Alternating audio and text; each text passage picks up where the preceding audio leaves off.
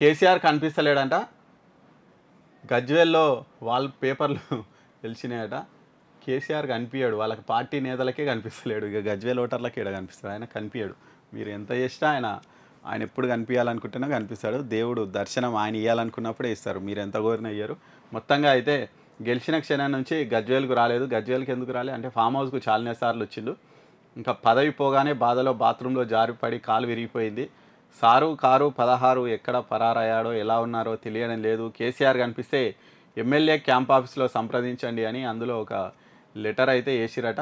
ఇంకా దాంతోపాటు చాలా ఉంది పెద్దగా రాసిర్రు. పూర్తి పేరు కల్వకుంట్ల చంద్రశేఖరరావు, వయస్సు 70 ఏళ్ళు, వృత్తి అబద్ధపు హామీలతో ప్రజలను మోసం చేయడం అంట.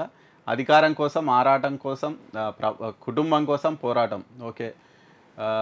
గజ్వేల్ ఎమ్మెల్యే మాజీ సీఎం గుర్తులు తెల్ల చొక్కా, తెల్ల ప్యాంటు లేదా తెల్ల లుంగి, నెత్తి మీద టోపీ ఉన్నాయంట. ఆయన గుర్తుపట్టడానికే తెల్ల చొక్కా, తెల్ల ప్యాంట్ అంట, తెల్ల లుంగి నెత్తి మీద టోపీ ఉంటుందంట. అర్హతలు భయంకరమైన హిందువు, 80,000 పుస్తకాలు చదివిన వ్యక్తి, ఎకరాకు ₹1,00,00,000 సంపాదించే వ్యక్తి.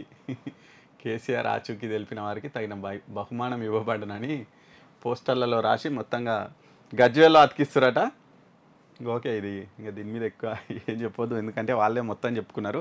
కేసీఆర్‌ని ఎట్లా గుర్తుపట్టాలి, ఆయన ఎకరాకి ఎంత సంపాదిస్తాడని కూడా చెప్పారు కాబట్టి ఇక అంతకు చెప్పనీకి ఏం లేదు ఇక.